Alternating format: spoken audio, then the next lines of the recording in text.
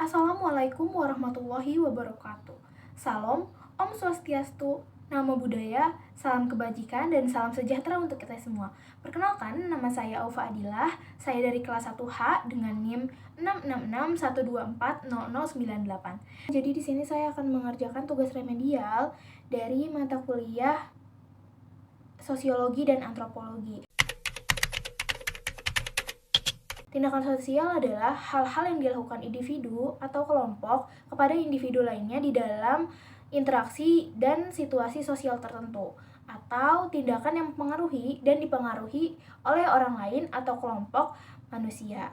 Nah, jadi tidak semua tindakan manusia itu dapat dianggap tindakan sosial. Jadi, dapat disebut tindakan sosial jika tindakan tersebut dilakukan dengan mempertimbangkan perilaku orang lain. Yang kedua, tindakan sosial mempunyai arah dan akibat. Yang ketiga, tindakan yang mempengaruhi oleh orang lain atau kelompok. Nah, ada jenis-jenis tindakan sosial. Yang pertama yaitu tindakan rasional instrumental. Jadi, seorang bertindak berdasarkan pada akal atau rasio dengan memperhitungkan kesesuaian antara cara dan tujuan yang hendak dicapai.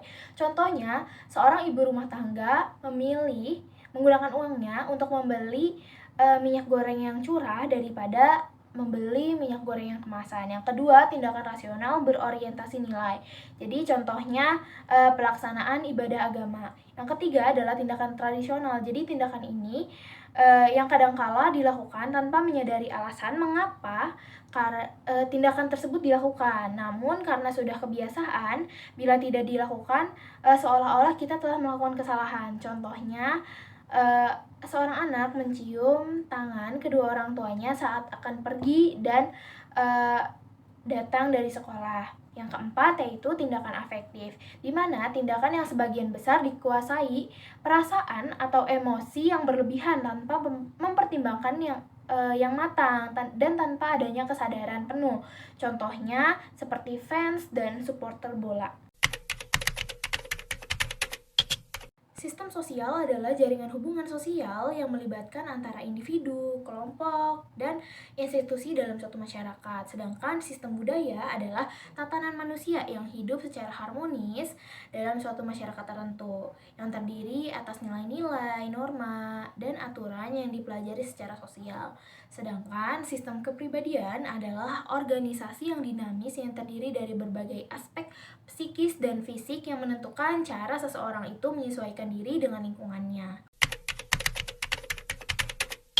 Teori dinamika sosial. Yang pertama yaitu teori evolusi. Masyarakat berubah dari tingkat peradaban yang sederhana ke tingkat peradaban yang lebih kompleks. Yang kedua yaitu teori konflik, di mana teori ini yang memandang bahwa perubahan sosial tidak terjadi melalui proses penyesuaian nilai-nilai yang membawa perubahan, tetapi terjadi akibat adanya konflik juga. Nah, yang ketiga yaitu teori fungsional, menjelaskan bahwa perubahan sosial selalu terjadi dan masyarakat akan menerima perubahan tersebut dengan berbagai kecepatan. Yang keempat adalah teori siklus, di mana perubahan sosial bagaikan roda yang sedang berputar. Artinya, perputaran zaman merupakan sesuatu yang tidak dapat dielak dan dikendalikan oleh siapapun. Hubungan antropologi dengan ilmu-ilmu lain. Yang pertama yaitu ada hubungan antropologi dengan sejarah. Jadi ahli-ahli antropologi membutuhkan pengetahuan sejarah, terutama sejarah dari bangsa-bangsa di daerah yang diselidikinya. Sejarah dibutuhkan untuk mengetahui hal ihwal yang telah lampau sebelum masyarakat mendapat pengaruh kebudayaan dari luar. Yang kedua yaitu hubungan antropologi dengan ekonomi. Jadi antropologi memberikan bantuan kepada pembangunan ekonomi suatu daerah, bahkan pada suatu negara.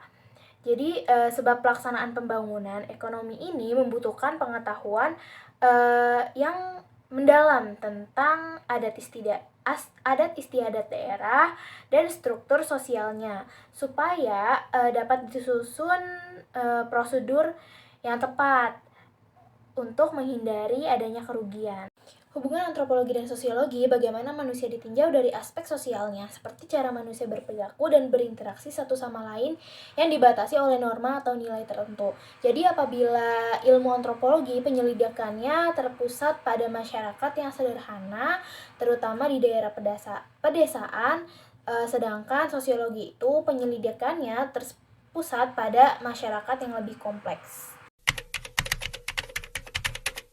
Unsur-unsur budaya ada 4, yaitu bahasa, norma, kepercayaan, dan nilai.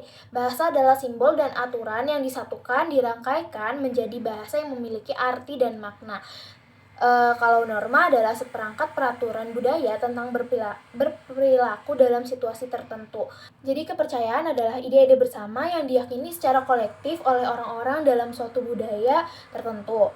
Nilai adalah standar abstrak dalam suatu masyarakat atau kelompok yang mendefinisikan prinsip-prinsip yang ideal. Jadi perasaan saya di remedial sosantro kali ini yaitu sangat deg-degan karena saya baru pertama kali remedial. Pokoknya deg-degan banget karena tapi udah expect gitu kalau bakal remed, jadi kayak ya udah. Kesan saya selama menjadi mahasiswa di semester 1 ini yang pertama culture shock atau kaget banget karena pastinya pembelajaran dari SMA ke kuliah itu berbeda gitu, karena di kuliah ini pembelajarannya juga beda, yang tadinya saya IPA jadi sosum, jadi kayak mantap gitu. Terus yang kedua pasti teman-temannya yang tadinya itu cuma di lingkungan sekitar saya sekarang dari luar kota, jadi saya harus beradaptasi lagi dengan mereka.